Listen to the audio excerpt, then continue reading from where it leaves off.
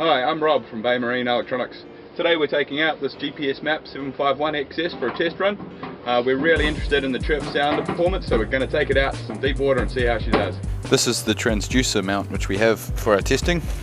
It's a TM260 mount which has had a hole drilled in it so that we can mount that B75 0° tilt transducer, and basically it's a bit of a workaround. We didn't want to drill a hole in the boat, and there's no real decent transom mount transducer options for the 751XS yet. This shot clearly shows another problem we have with this installation. A stream of bubbles coming from a planing strake is throwing turbulence over the transducer.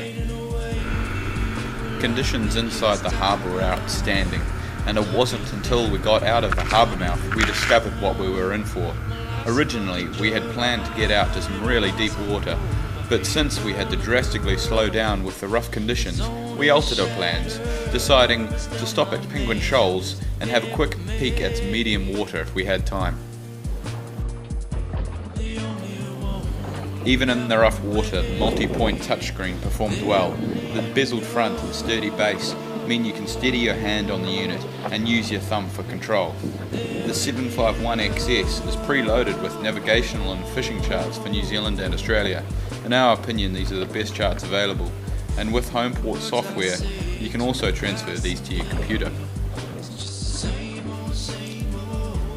Penguin Shoals gave the chirp system a good opportunity to show off its ability to discriminate between targets. Here we are using a high chirp transducer, and you can clearly see individual fish even very close to the bottom.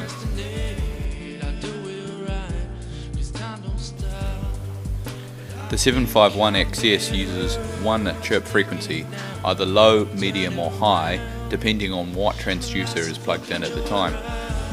So far we had been using the high frequency transducer to get the best target discrimination and bottom resolution.